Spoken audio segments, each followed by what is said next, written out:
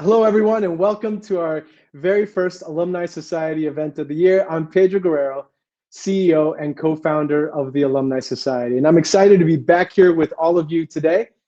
And although we're still virtual, the tides are changing, and as we can see in a not too distant future, our opportunity to meet again safely, to have impactful conversations, to make connections that matter, that are born through our commonalities and shared life experiences, be that cultural, professional, academic, or as we've been experiencing lately, civic, to make those meaningful connections that the Alumni Society is known for. Until then, we're fortunate to have each other here in this virtual setting to get inspired by listening to our fellow members. Today, we're going to talk about resilience and reinvention and how our 5 speakers have managed to adapt to unusual circumstances. They're here to talk about everything from leveraging your mistakes to grow, leading through adversity, pivoting your career, and more. Like any good TAS event, we also want you to leave the program with some new friends by taking advantage of the networking hour shortly after our program. Lastly, I want to thank our sponsors for their ongoing support and commitment they make to advancing Latino leadership and DEI. The Alumni Society could not pursue its mission nor host great events without the generous support from Bank of America, Capital One, and our technology partner, Welcome, whose platform we're currently using for this event. So with that, I want to express my gratitude and say to all of you, thank you. Now, some housekeeping notes. Welcome is a new platform for many of us, and it's user-friendly. If you want to update your profile, simply click on the profile image at the top of the right-hand corner of your screen. The volume control is in the bottom left-hand corner of the screen. If at any point you can't see the video or hear the audio, just refresh your browser window. There are also chat functions available in the right-hand panel. Use public to chat with attendees. Use DM to direct message attendees. And use help for support if you're experiencing any technical difficulties. So here's our agenda for today. Shortly, we'll hear from 5 speakers. Each will have 10 minutes for their talk. Afterwards, we'll be moving to the lounges for networking, where you'll get to move around freely and meet with fellow attendees. So without further ado, I want to introduce our first speaker. Eliana Murillo is the founder and CEO of Element & Company, which includes an innovation venture lab, a consultancy, and a design production studio. Please welcome my friend, Eliana. Gracias, Pedro, and thank you to the entire Alumni Society community for being here, for the team for making this epic experience, and shout out to them for really pivoting in this time and creating experiences for us to still connect. So we're here to talk about resilience and reinvention. And as you can see, my title for the topic is going from tech to tequila and all the pivots that involve that and the resilience it took to make some big changes in my career. And I do have tequila with me. I won't be having it until after this event, but this is about my journey from being a small business owner to joining the tech world at Google for 10 years and then pivoting to do my own thing. So I'm excited to share my story with you because so many of you watching have been a part of it. And that's what really drives me so much is how to help our community make our dreams come true and to reimagine what's possible for us. So I'm currently in Ventura, California, very close to where I grew up in Oxnard, and I'm part of a big Mexican-American family. And in our area, it's not a lot of big business and specifically not a lot of tech. And so growing up, I was surrounded by small business owners who inspired me so much. And over the years, my family and I decided to create our own tequila company called Tequila Alquimia. Alquimia is alchemy in Spanish, and it was a family project turned business. We did not think we'd end up in the spirits industry. My dad is now a member of the Alumni Society. He went to UC Berkeley for optometry school after having been born in Mexico, moved to the US, and making his whole life here with us. And there came a time when it made sense for us to really spend more time on the rancho in Mexico where he was born. And we decided to start growing agave. So I grew up with this. This is something that I didn't realize was out of the norm. My mom and I designed the bottle. My sister found the font for the brand. It was all a family project turned business, like I said. And it was something that I had no idea would impact me so profoundly because I ended up going to college far away from home. I went to Harvard. So shout out to the Harvard alums here. Shout out to anyone who's first in their family, because that's my parents. They did that too. Shout out to people who were the first in their families to leave home. I was the first to leave California and went to school there and ended up landing a job at Google. And when I was there, I had imposter syndrome, like many of us have experienced before. And what helped me overcome it was when I realized that in marketing to small businesses with digital tools, that my experience as a small business owner was relevant. Because although the title of the talk is From Tech to Tequila, they really have been hand in hand. Now my day-to-day looks a little different. I left Google after 10 years this past July, but when I started at Google, I saw that the business products were meant to support small business owners. And I realized that there was a moment when I told my dad, Papi, we need a website. We need the basics. We need to be innovative. And then I sat at corporate tables and was the only woman of color often, or the youngest, or the only Latina. I'm sure many people here can relate. And I second guessed, like, am I supposed to be here? How will I add value to this big tech company, this big giant in Silicon Valley? And it's when I started speaking up more about the realities of having a small business, about when you're an entrepreneur, sometimes you don't have time to think about analytics and advertising. You're trying to get the day-to-day done. And so I brought that perspective to the table, and it became so critical to my trajectory at the company. And as my title shared, what it highlighted was that I went from being an intrapreneur to an entrepreneur. And what does it even mean? People often ask me, what does being an intrapreneur mean? Well, I think of it as someone who has an entrepreneurial spirit and creates opportunities within a company, within an existing corporate structure, corporate or whatever size it may be. And so when I realized the value add that I could bring to the table by talking about my experience building Alquimia and the real perspective that I had as a small business owner with my parents and having to convince my dad to use technology, I realized that there was a lot of opportunity for people like me at the company to connect the dots, to make our products and services as a corporate company accessible to our community. And so the word access became everything to me. It became the way I do everything, and it's really been my mission since I started. And I thought, how can I help bridge the gap, that digital divide? And it's what I call the paradox of opportunity. I started framing this business opportunity by saying, we're the fastest growing demographic of small business owners. The fastest growing demographic, period. We buy more smartphones. We do all these things. We over-index in so many ways on the digital landscape and just as people. But how are we making sure that our community isn't left behind when it comes to use of technology, to grow our businesses, to advance our education and our nonprofit causes and so forth? So I found other people like me at the company who cared about this, about making sure our community wasn't left behind, and others like it, other diverse groups. So I co-founded HOLA, which at the time stood for Hispanic Opportunities in Leadership and Advertising. We were working a lot with the sales teams. And then we changed the name to ending with advocacy, because we realized we were advocating for our community across so many dimensions of what Google does, from the ads world, small business stuff, to promoting Chromebooks and much more. And so I created 4 of my 5 roles I had at Google. So in a decade, I had 5 different capacities and was able to create 4 from scratch because of this. So it was a great opportunity to align what I love, my sense of passion and purpose, and overcoming challenges to get there sometimes. A lot of this work didn't happen easy overnight, but it allowed me to have an entrepreneurial experience at the company. And I founded the multicultural marketing team. So I'll skip past the 5 years doing that. That was really rewarding, and I'm so grateful for the experience.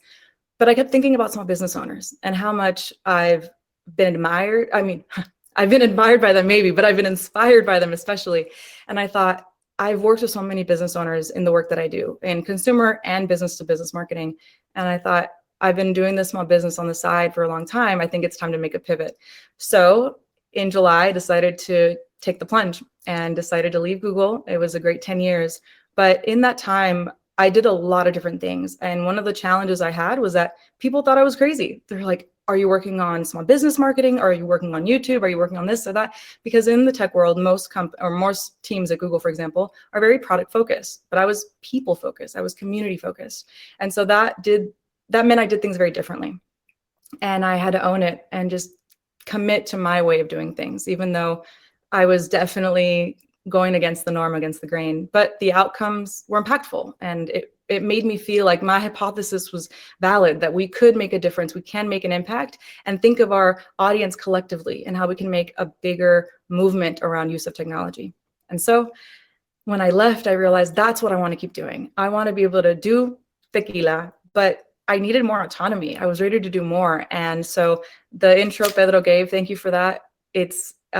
it's the easiest way I can describe all the things I'm doing now, because I realized that I'm not a linear thinker, and I struggled for a long time trying to fit the norm, and realized that this is my secret sauce. It's a superpower. There's a little bit of kryptonite sometimes when people don't understand it, but it's meant for my own discovery of what I love to do, which is I love coming up with ideas. I love launching products. I love launching all types of things. And so Element & Company is now my baby. That's all the things I've wanted it to be. So it includes a venture studio. So I work with small businesses and startups. I do 3 types of investing, both human capital, social, financial, and it means so much to me to help them activate their goals and dreams. We have production studio working on all types of things going on now with podcast content and different types of content, reimagining what it means to tell our own stories.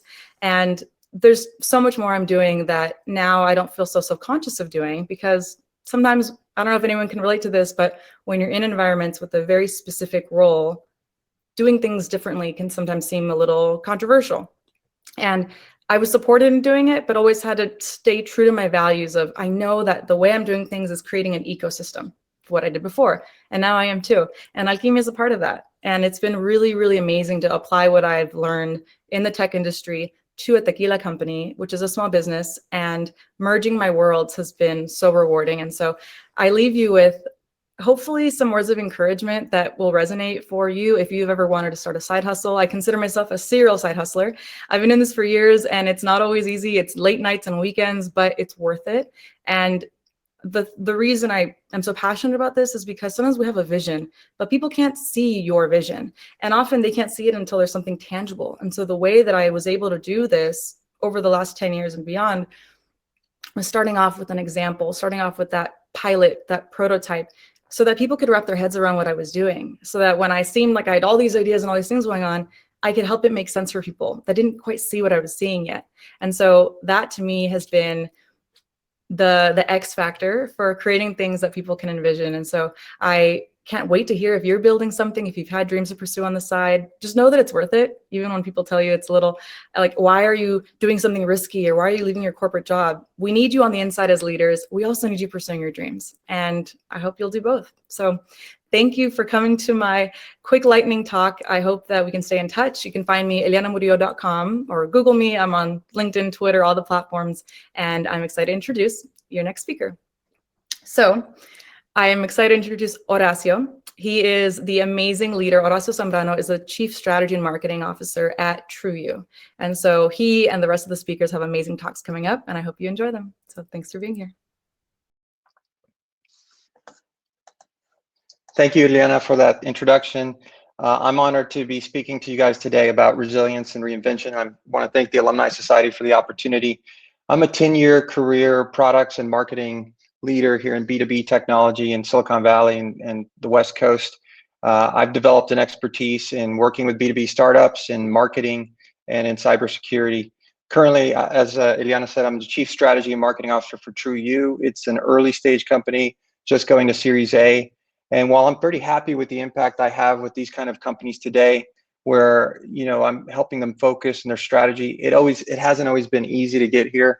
I've had 2 reinventions in my career, one going from tech, then to Wall Street for 5 years as an equity research analyst, a totally different type of job, suit and tie, New York City, calling stocks, and then coming back to tech when that industry was hit with the Great Recession in 2008. And I saw structurally there was just no path for me to grow. So I often say I went from being sort of a tech nerd to being a numbers nerd, because at the end of the day, and people on Wall Street are also geeks, but for numbers. And then I came back to being an even bigger tech nerd when I came back to Cisco and was in the networking space. But the good thing is I brought some good fashion from New York, some good coats. I will say that both of these industries are super competitive. There is this, you can feel like Eliana was mentioning, the imposter syndrome. A lot of type A, highly educated, hard-charging people looking for success. I also recognize there's a lot of burnout in these industries. It's very hard to be out of favor, your sector in the Wall Street area, or you get pigeonholed in some technology, and so you're obsolete. So I think most of us in this industry will have to reinvent themselves at some point in their careers. And for me, the resilience I talk about is more how to maximize your potential. There's obviously resilience with survival, but I think we're all blessed to have gone to great schools, to live in a great country where we can have the basic necessities sort of taken care of for us.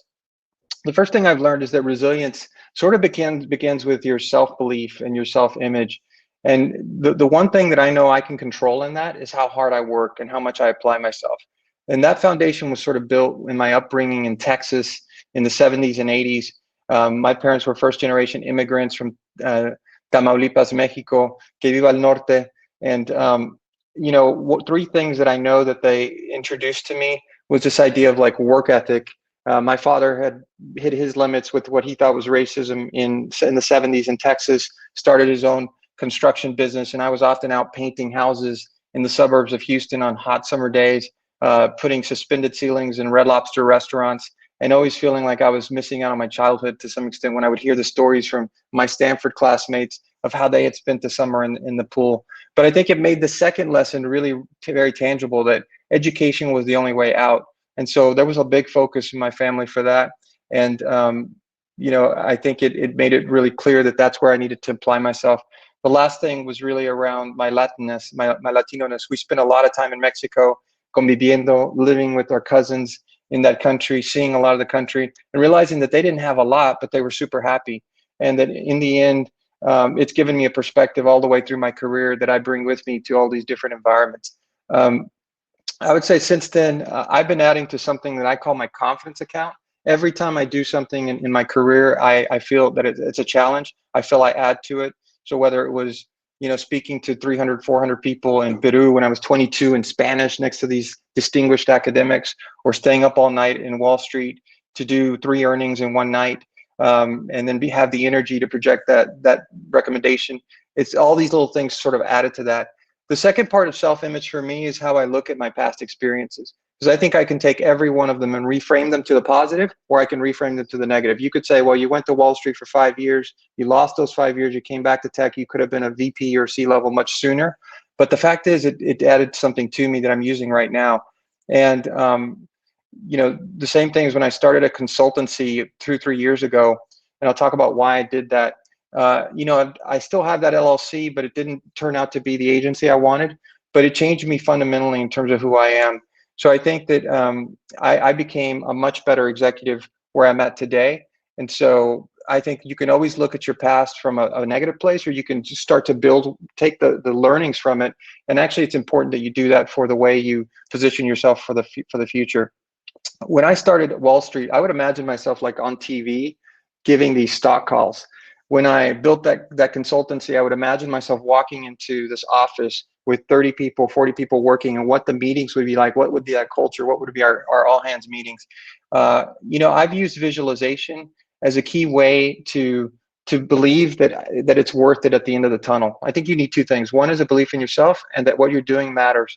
And so I use visualization not only for like 1 or 2 year stints, like it's worth going through this adversity, but I also use it on a day-to-day basis. Like when I have to present to the board or what have you, I'm literally thinking about how I come across, how I'm going to connect. And it actually, the times that I've had to work on something up to the last minute and then just get onto it, it doesn't come out as good as when I sort of visualize myself. And so that's been, when I see hardship or you're going to start on something, that's sort of one of the things I bring out.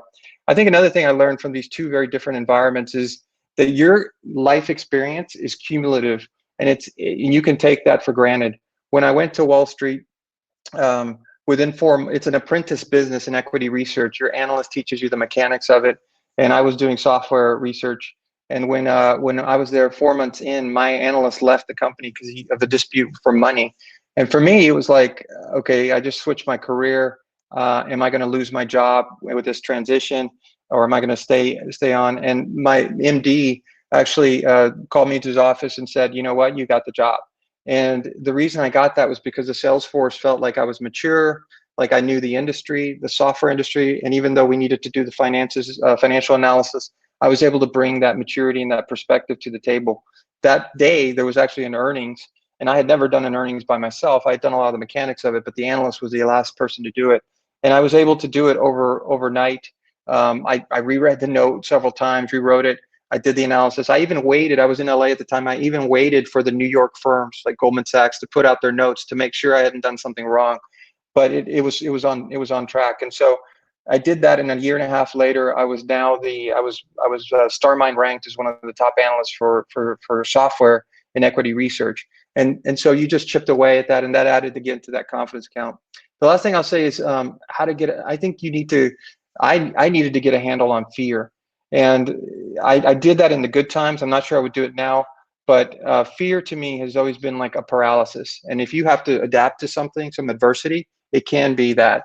And so I felt like I always needed a paycheck from someone else to be secure. It was just the way maybe my upbringing was. It led me to take bad jobs in some cases, the one that was immediately at my disposal. It led me maybe to stay in jobs that I probably should have left earlier because there wasn't a misalignment of my value system to whatever the company was doing or the bad boss above you. And I think what I did to attack that was really I started my own business. I started that agency/consultancy. I flew without a safety net. I really wanted to test my mettle, my network, to see could I generate business opportunities for myself. And you could say that was a failure too. I mean, it was 2 years. I never got to that agency of 30 people. But I will say that I am so much a better executive today after doing that. And in terms of my digital marketing skills, like Eliana's, I learned that after not having had that from my MBA 20 years ago. So now I combine that with this ability to communicate and this industry knowledge, and it's very powerful. I think it showed me my weaknesses. I don't love to network, and yet it's something I have to work on. It did so much for me in terms of growth that it showed me how to focus, because as an entrepreneur, you have to do so much, and you have to know where to play your cards and let other people do the work. And so I'm a much better person today. And if you looked at it from the outside, you wouldn't think that. So in the end, I think being resilient is made up of 3 things that I try to work on. 1 is my self-belief and how I view it. 2 is a mindset of how you approach the challenges. And that's a mindset that I've developed, these positive thinking, growth mindsets over the last 10 years. Some people have it earlier in their career. I think that's where I had to unwork some of my Latino-ness, my conservative mother's advice for me. And then I think the ability to be courageous and be brave. And I think to me, visualization is one of the biggest tools I use to do that. So the better you get at mastering those things, I think the better you're going to be from bouncing back at resilience. Y pues es todo. Y acuérdese que sí se puede, y pues que viva el norte. And I have the pleasure of introducing Stephen Gonzalez, Managing Director and Deputy Global Head of the Compliance Testing Group at Goldman Sachs. Thank you, Stephen. Good afternoon, everyone. Thank you so much for that introduction. I'm incredibly excited to be with you all here today to talk about how we could all more effectively lead through adversity. And the reason that I love this topic as both a leader now of people, but just both in our personal lives and our professional lives, is because adversity is not a one-time thing. It's going to happen to us throughout our entire lives, both in our personal and professional capacities. And how we get around that adversity often comes down to the tools or skills that we have in our bag, our adversity bag. Now, a little bit about me. I'm no stranger to adversity. I grew up in Brooklyn, New York. I was raised by my single mother until I was 14 years old. Both my parents suffered from pretty bad addictions, which caused a lot of tumultuous times and difficult hardships in our household. But at 14, that was the year that really my life changed. You see, that year, my mother had lost her job. And I came home one day from high school to find out we were getting evicted. Now, I could tell you that was bad, but unfortunately, it got a little bit more difficult. My mother was going to go live with a friend of hers, but there was no room for me. And she told me I had to go find a place on my own. I could tell you that I remember a lot of the feelings that I went through as a 14-year-old. They were sadness, anger, confusion. I was depressed. I was hopeless. And I remember the days leading up to the eviction, I kept thinking about what I was going to pack, right? I had one suitcase and a few garbage bags. And a few buddies of mine helped me pack, some basics like clothes and toiletries. But I left a lot of those things behind to actually pack things like comic books and baseball cards that had a secondary market value so that I could raise money to just buy food. And so, I think about my journey as a 14-year-old child. That day when I had to pack my stuff, we carried my bags to my vice principal's office in high school, dropped them off and said I had nowhere to go, to my journey here today. And every step along the way, I've kind of had to keep going in my bag, keep going in my adversity bag, adding new things, thinking about which things to use. And 2020 is a great example of adversity at its best, right? All of us went through something. We all suffered through, or witnessed the pandemic, racial and social injustice. We saw an insurrection on the Capitol building. I mean, you name it, we saw it. And that's why when I think about adversity and I think about, how I visualize it, I often think of a brick wall. A brick wall to me is the perfect way to look at it. You'll hear a lot of people talk about it that way. And the reason why to me it's perfect is because a brick wall is what you imagine it to be, right? It can be as high as the Empire State Building. It can be short, narrow, wide. And a lot of the way in which you envision that wall comes down to what's in your adversity bag and the experiences that you have dealing with that adversity in the past. That's why 3, 4 of us, 5 of us can look at the same piece of adversity and see a completely different wall. And, as I've gone through the journey, I sit here today, I was the first person from my foster care agency to graduate from a 4-year college, first person in my family to become a lawyer, let alone I could have never in my wildest dreams imagined I'd be a managing director at Goldman Sachs. And each time it's come down to, how do I get through what's going on in my personal life? How do I get through what's going on in my professional life to continue growing and continue becoming both a better person and better professional? And so as leaders, I think about the same exact question. And you often hear people talking about, 3 things that you need to do well to be an effective leader, right? People will say you need to be flexible. People will say you need to be nimble. And people will say you need to adapt. Now, adapting for me is the story of my life. As I've just shared with you, it's been a little bit of a rough journey, but I'm still here and still kicking. But I think, how you get there, how you're flexible, how you're nimble, how you're adaptive comes to some, other skills and traits that we can all learn from each other about. So I'm going to share with you 5 things that I do in order to sort of lead through adversity, both professionally and personally. So the first thing I'd say is it's probably a good idea to be very calm during adverse times or times of uncertainty. Your people are going to follow your lead. If you are chaotic, if you're frantic, your team around you is going to feel the same way. It's hard to get things done. Team morale can really drop. On top of that, the people that you may rely on the most are going to leave, because if they think that you're not organized or they think that times are chaotic, they're going to feel the same way about their own situation, and it's possible they're going to leave you. The second tip I'd say is to actively listen. Actively listening is different than hearing. As a trained lawyer, for the lawyers in the house, you probably remember these days where you would prepare incredibly long outlines for depositions or witness interviews. They would be, 20, 30 pages long. You would imagine every possible question you could think of. You would imagine how the witness was going to answer the question. Once the interview got cooking and you got into the real saucy stuff, the witness would give you a new piece of information. And if you didn't hear it and you didn't listen and you didn't respond to it and pivot on the dime to follow up on that piece of information, you potentially lost your entire case, or you'd have to kick yourself in the butt afterwards for missing this incredibly important piece of information because you stuck to that outline. And that's kind of how we have to think about work and leading people, right? If you stick to the same things that you've been doing your entire career and you're not listening to your people, you're not learning as a leader, you're not learning as a professional. We all respond to different factors. We all respond to different motivators. One of the things that I learned along the way was, and especially in the beginning, we reached out to everyone. We wanted to definitely be connected, make sure we spoke to folks. But I think we over-zoomed it a little bit, right? We just kind of kept putting on these Zoom meetings. And a few of us, finally sat in a room and said, we probably need to chill out a little bit on the Zoom. People got, their kids working in the background and school. Everyone's working from home. We need to probably just dial it back a little bit, right? And, tied to that sort of active listening and adjusting is being honest. My third thing, be honest with yourself, including when you make mistakes. Share the fact that you made mistakes and be vulnerable. I just mentioned one mistake. I think we over-zoomed it a little bit. I think the other thing that we did, again, we were really good about reaching out, setting up meetings, etc. But every meeting became task-oriented, right? It was like, did you get this done? And we were so worried about everyone's personal and professional life balance that we actually forgot to be a little bit more human. Like, just have that organic conversation the same way you would if someone sat outside your office. You might not be able to grab coffee with them, but you can virtually. We weren't giving feedback the same way, right? We had to pivot, because if everything becomes task-oriented, there's no team building, there's no morale, and then everything around you just becomes like sort of robotic. And so we had to pivot that. In terms of being vulnerable, during the pandemic, I had two losses in my family.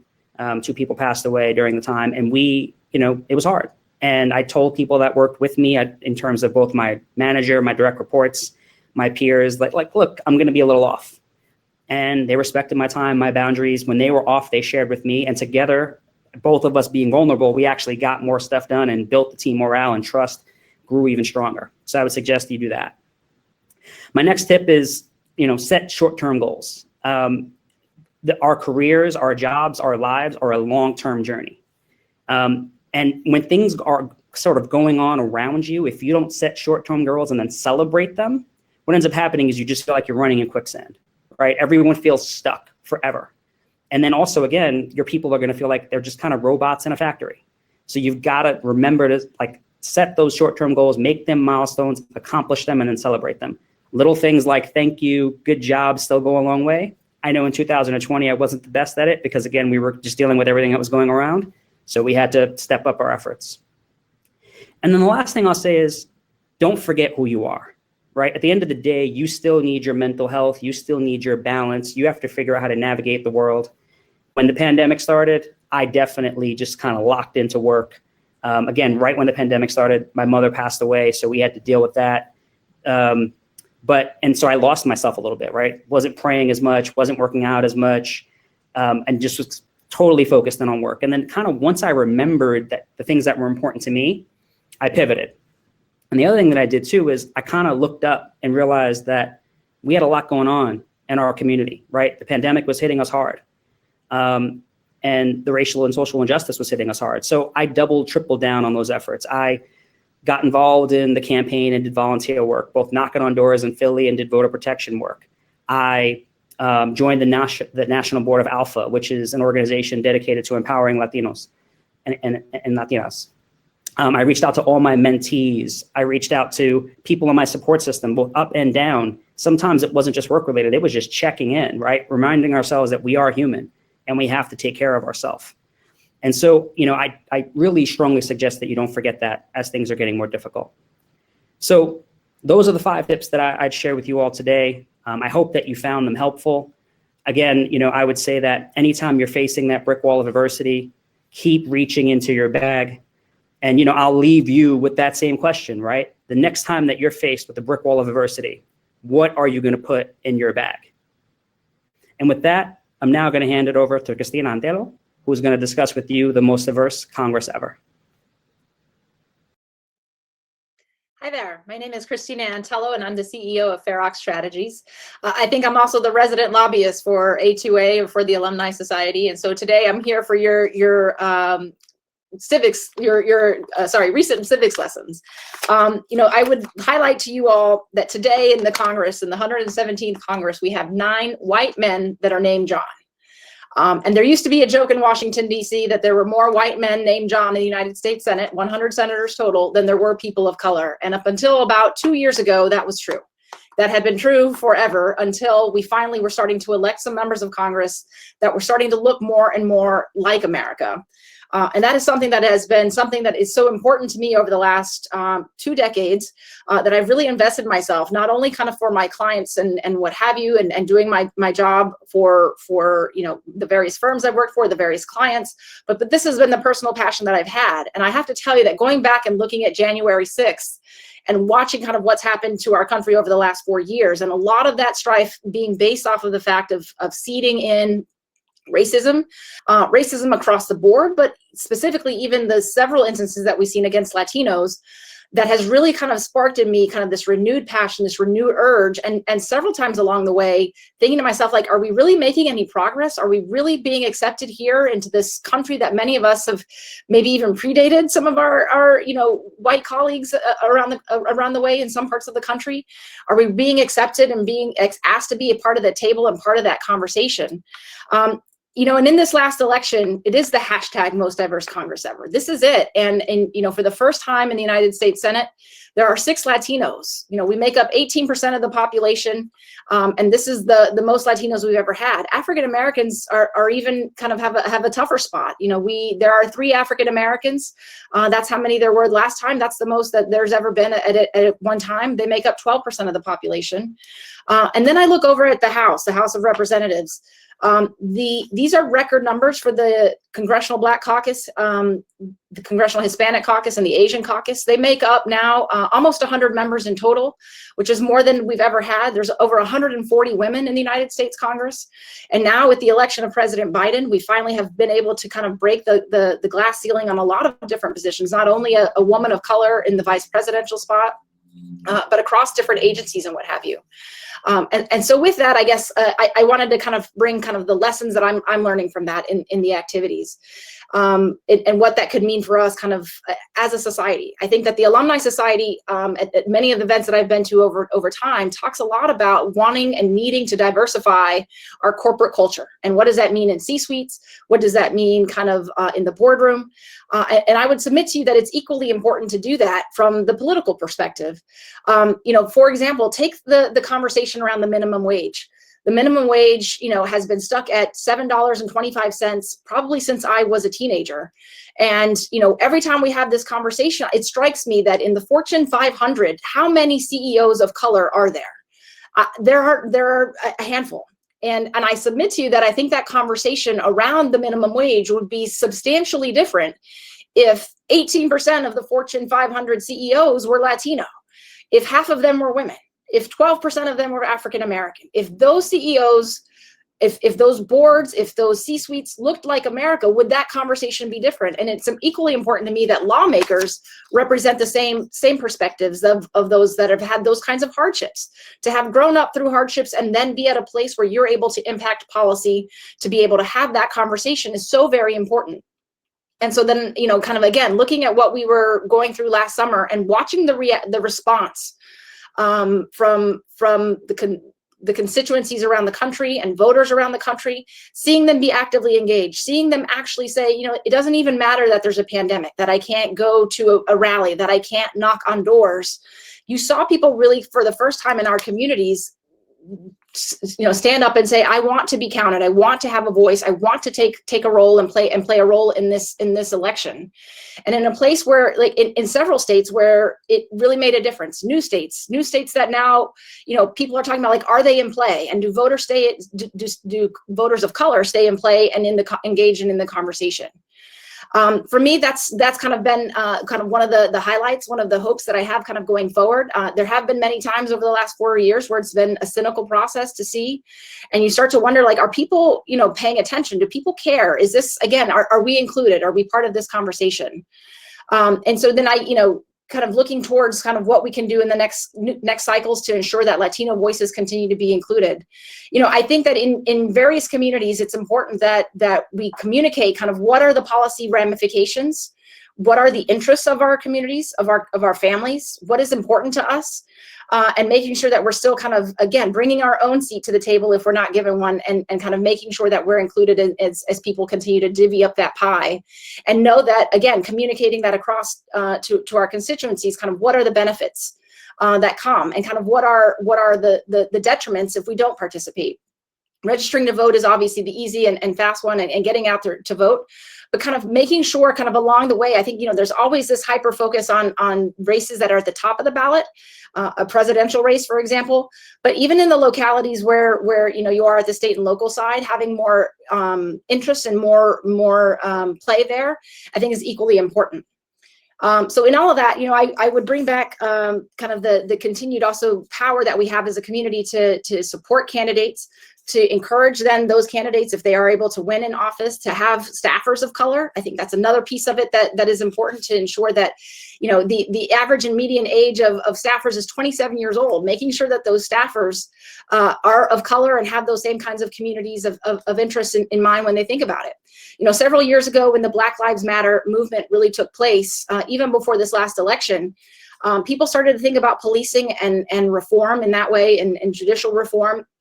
the committees of jurisdictions, the judiciary committees, looked around and there were 0 staffers of color. So not only were there no members of color, but there was literally no one in the room to be able to raise their hand and say, yes, I know what it's like to drive while black.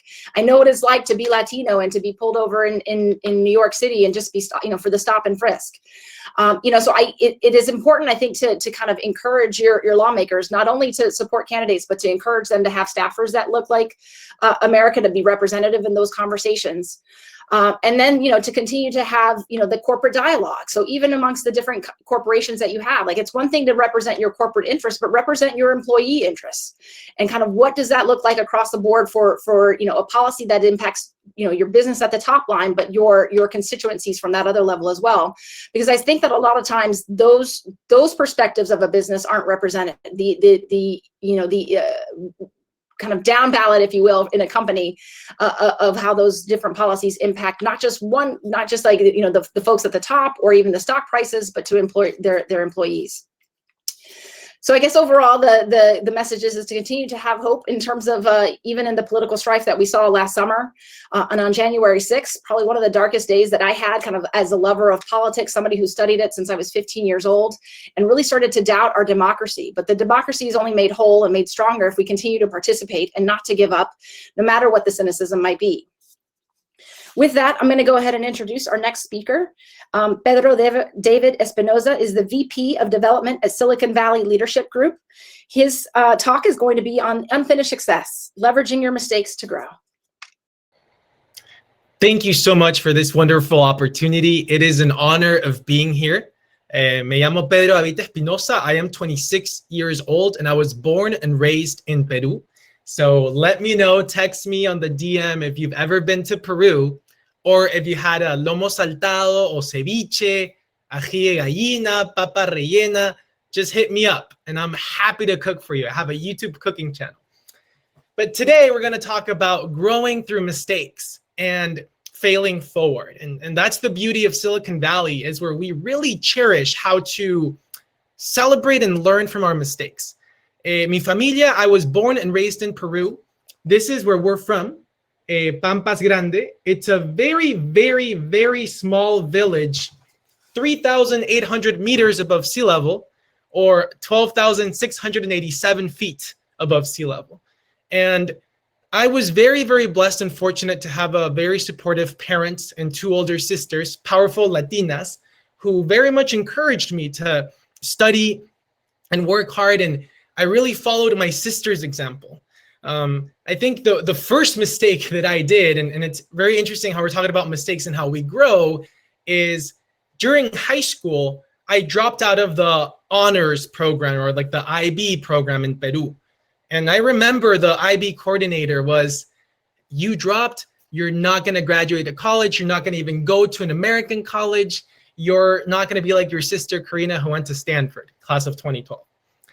And I remember his words, and I didn't respond or didn't get into a discussion. I was like, okay, let me definitely work hard, focus on my career, and step by step. And thankfully, I was able to get accepted to Berkeley with merit-based scholarships in the East Bay in San Francisco. And here in San Francisco, I started super late. I came to the US when I was 18, extremely disadvantaged, right? I knew nobody in the Bay Area or in San Francisco or Berkeley. So through sports, through church, through different things, I just started meeting people and really building a community, because that's what I lacked in the US. I knew nobody.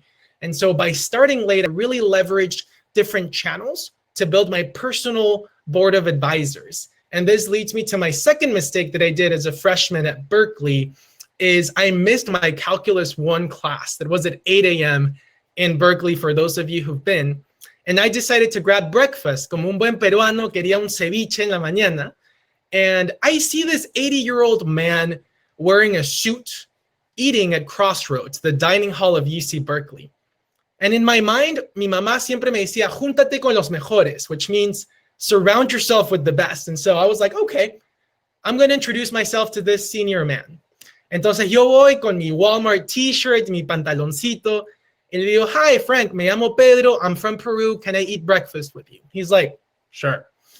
And I was like, why are you here? This is a freshman cafeteria. He said, well, my board meeting got canceled.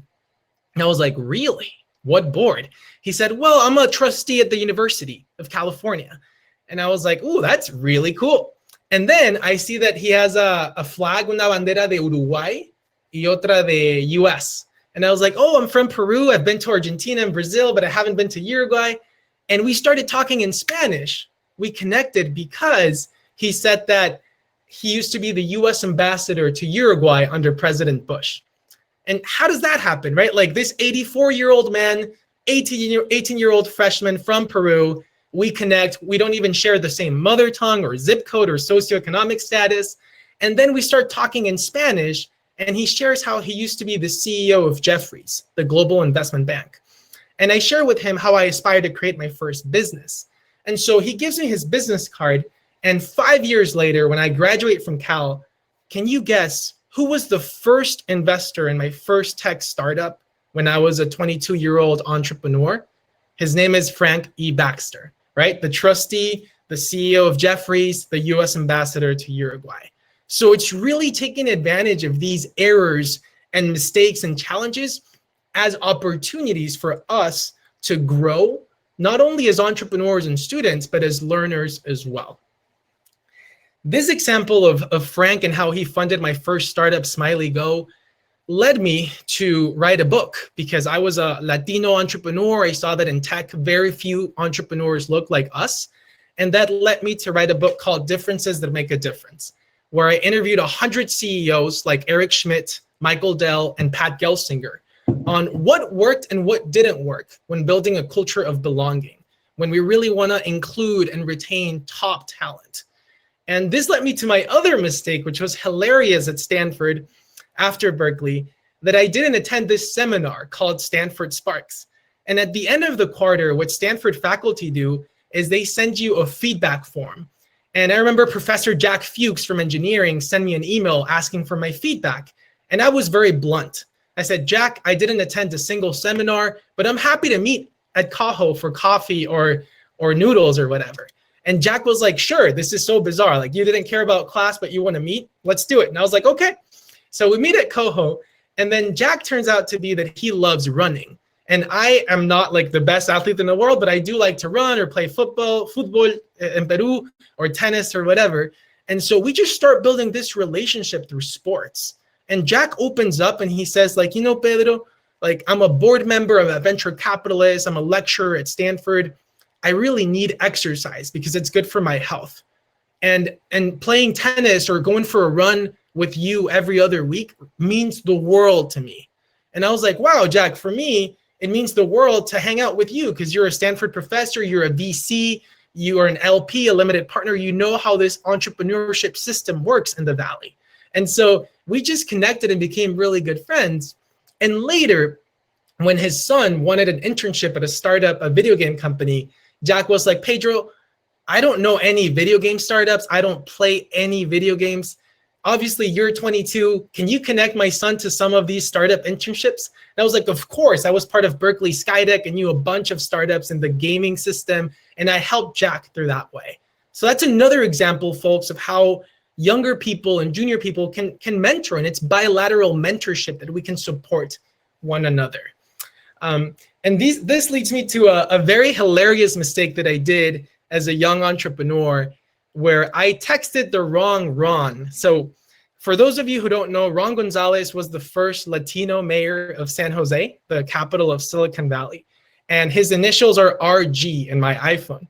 And so I have another RG who's my Bible study leader. And I texted Ron Gonzalez, the mayor, when's the next church event, bro? And Ron replied back saying, oh, I go to mass, but like, I don't read the Bible 24/7. And I was like, oh, snap, Ron, me neither. But hey, great to meet you. And he's like, yeah, you know, we met at this round table and I do believe in giving back and praying and serving. And so we became friends. And then I asked Ron to join my board of directors of my first tech company. And he said, yes. The coolest part of the story was that he said, you know what? I only know one other Peruvian in the Bay Area. His name is Jorge Luis Titinger, who is the CEO of Silicon Graphics International, went to Stanford, and he put us in touch.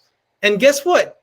I convinced Jorge to write this book because given that he has a baby boomer perspective and I have the millennial or Gen Z perspective, we really combined our passions for entrepreneurship and innovation. Last but not least, dear Alumni Society family, I want to share how I landed into the Silicon Valley Leadership Group in San Jose. About a year ago, when we were all with this COVID pandemic, I was in Peru taking care of my family, of my mom. And I remember I received an email from one of my friends who works at Stanford Hospital, and she wanted me to be a guest speaker for the Hispanic Heritage Month. And I was like, yeah, I would love to share the insights that we gained from 100 different entrepreneurs.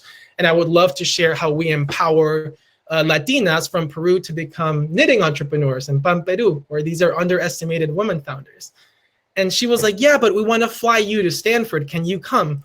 And I was like, well, I don't know. Like, I'm in Peru. The airports are closed, the pandemic. Long story short, I got super late to the meeting. I made it to California in September. And so the associate dean who was waiting for me at Stanford, like, helped me get the stuff from the car, the rental car and everything. And her name is Rena Thomas, the associate dean for diversity. And we befriended each other right before and after the event. And she said, Pedro, she's also Hispanic. She was like, I want you to meet my husband, Ahmad Thomas, who's a new CEO. And I said, I love meeting families. And so we do this Zoom conversation with Rena and Ahmad. I learn about their values and their passion for diversity and entrepreneurship. And after the call, Ahmad texts me and he's like, I want to recruit you. And he literally got me. And now I'm at the Silicon Valley Leadership Group, where our mission is to empower women founders and entrepreneurs of color by providing funding and resources for them to thrive in tech. So thank you so much.